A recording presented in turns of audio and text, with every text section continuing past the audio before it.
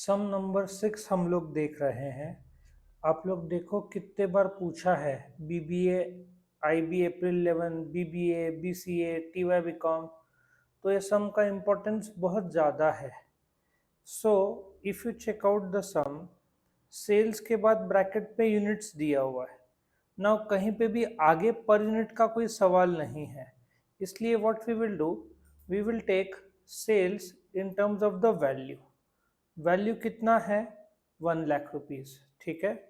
Now कई बार variable cost के बजाय मार्जिनल कॉस्ट वर्ड यूज होगा। सो मार्जिनल कॉस्ट आप माइनस करो, कितना आता है? 60,000। करेक्ट। अब जो बचेगा वो बचेगा कंट्रीब्यूशन। आप इसको मार्जिनल कंट्रीब्यूशन भी बोल सकते हैं। सो 1 लाख माइनस 60,000, आपका कंट्रीब्यूशन कितना होगा? 40,000।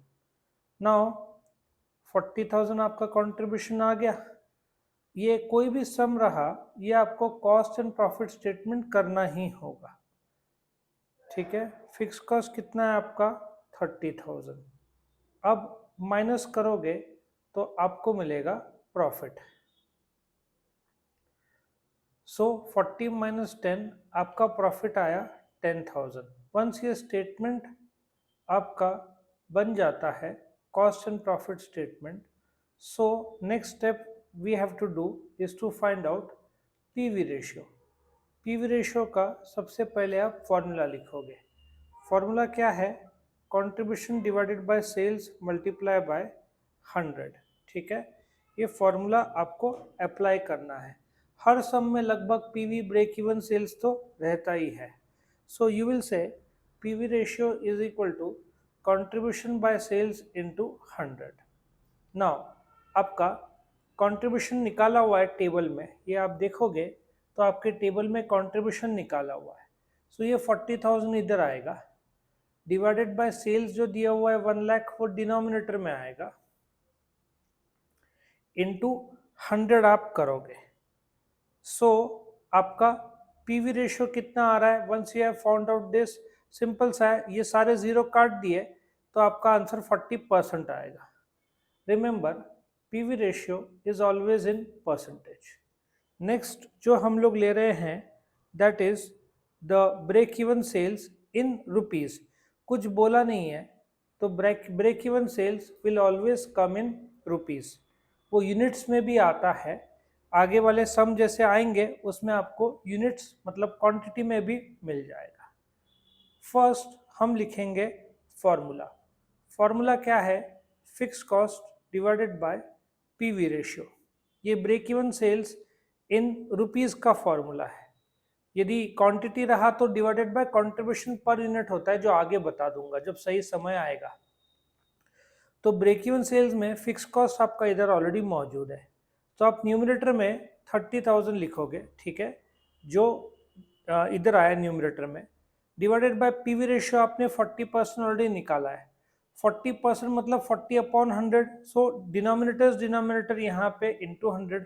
और आपको कंफ्यूजन हो रहा है तो आपने 0.40 लिखा, इंटू 100 नहीं लिखा तो भी चलता है। सो इस प्रकार से आपका ब्रेक इवन सेल्स का आंसर आ जाएगा।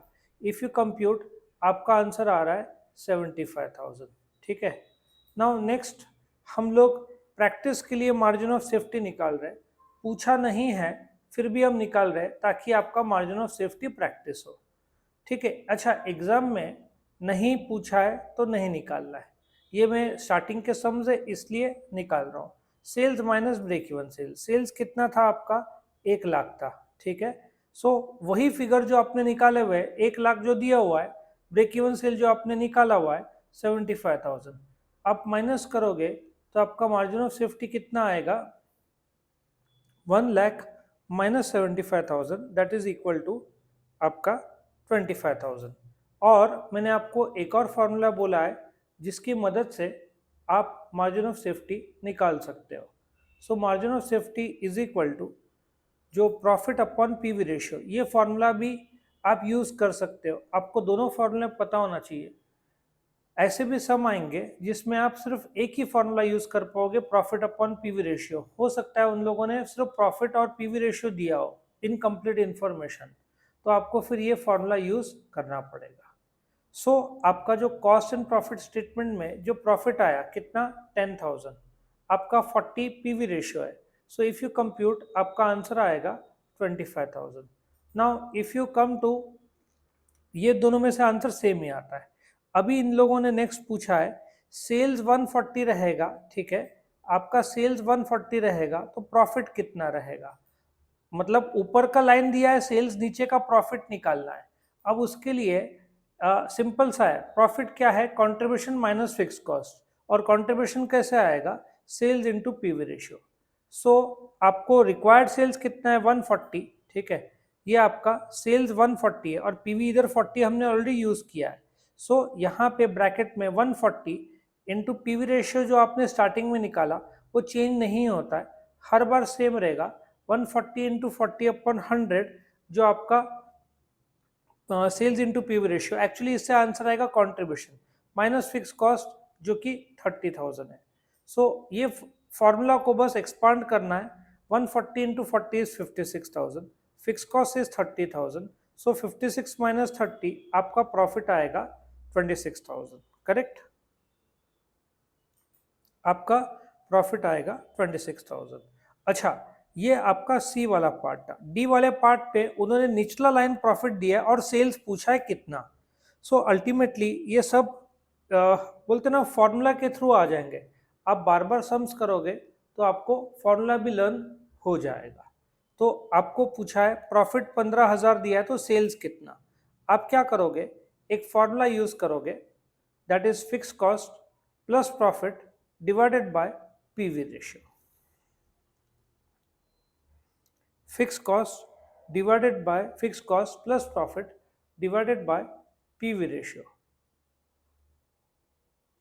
करेक्ट। सो आपका सेल्स निकालना है, 15,000 का प्रॉफिट में सेल्स कितना होगा, फिक्स कॉस्ट हमने ऑलरेडी देखा है 30,000 है, ये रिक्वायर्ड प्रॉफिट इज 15,000, ये प्रॉफिट मतलब रिक्वायर्ड प्रॉफिट है। पीवी रेशियो 40/100 सेम रहेगा। सो 40/100 के बजाय 40 इंटू 100 कर देना, क्योंकि डिनोमिनेटर डिनोमिनेटर, या 0.40 लेना, लेकिन पॉइंट में बच्चे गड़बड़ी करते हैं इसलिए 40 इंटू 100 लिखना ज्यादा अच्छा। अभी 30 प्लस 15 कितना होता है आपका 45,000, correct. So 45,000 divided by 40 into 100 आप करोगे तो आपका प्रॉफिट 15,000 है, तो आपका सेल्स कितना है ये पता लग जाएगा। सो आपका सेल्स होगा 40 इंटू, मतलब ये कैलकुलेट करोगे तो आपका करीबन 1,12,500 आंसर आना चाहिए। तो इस हिसाब से आपका सब नंबर 6 कंप्लीट होता है।